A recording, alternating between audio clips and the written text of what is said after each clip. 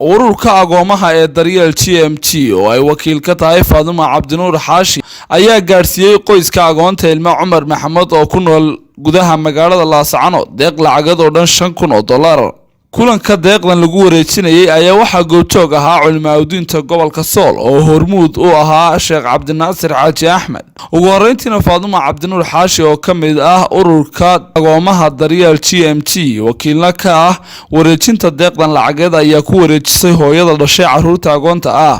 bismillaahir rahmaanir rahiim alxamdulillaahi rabbil caalamiin waxaan halkan isugu nimid daryeelkii agoomaha isugu nimid agoonta ilmo Cumar Maxamed booski loo iibin lahaa ayaanu taaganahay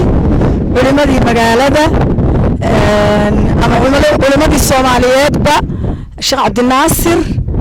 iyo culimada kale Allah barakeeyo dhamaantood waxa jooga agoontii hooyadood Nimco Cabdi Xaashi waxa jooga gabdhihii guddiga ahaa ee gobolka Sool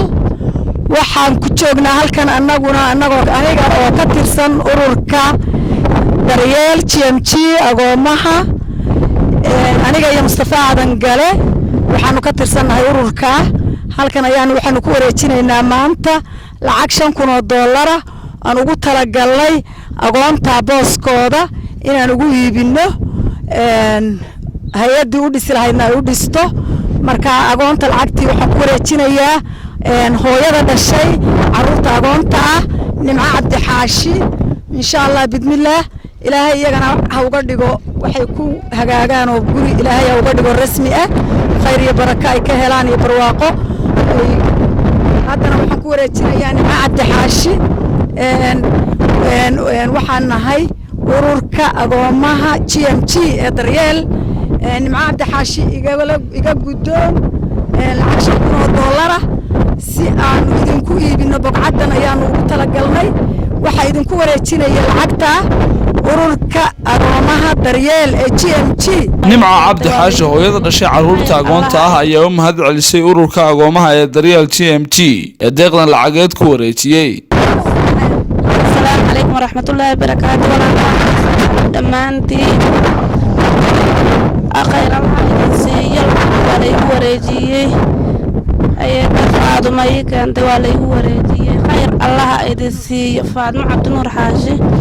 anaguna khayr Allah siiyo soo bixisana khayr qaba Allah idin geliyo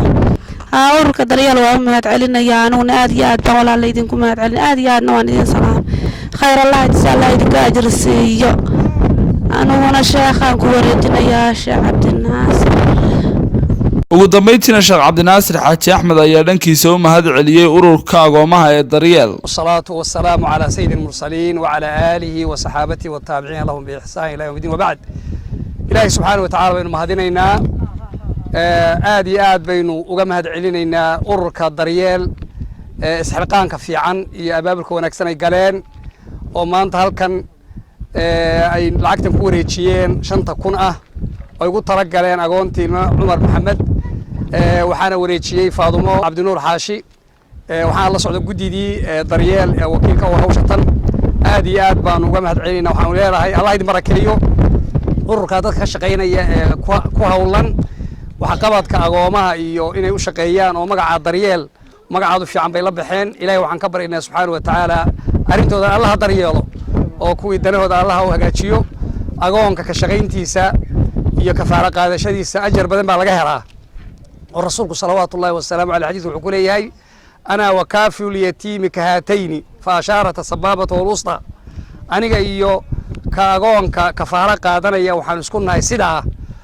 maalinta qiyaame waa farta iyo fardhaxada iyo murdisada intay isu jiraan macnaha saasaan isugu lamaanahay waa ajar weyn oo cadiima ilaahay subxaanahu wa ta'ala idin aqbalo xoolaha bixiseen ururka agoomaha ee daryeel GMG ayaa bilihii u dambeeyay uu istaagay caawinta agoonta iyo dadka jilicsan ee ku nool deegaanada Sool Sanaag iyo Cayn waxayna kal hore ay deeq lacageed gaarsiiyeen agoomo ku nool deegaanadaasi iyagoona ballan qaaday in ay sii wadi doonaan kaalmeynta agoonta iyo dadka jilicsan Waliibaan Axmed Ciise Liibaan Qaran Somali News TV Laascaanood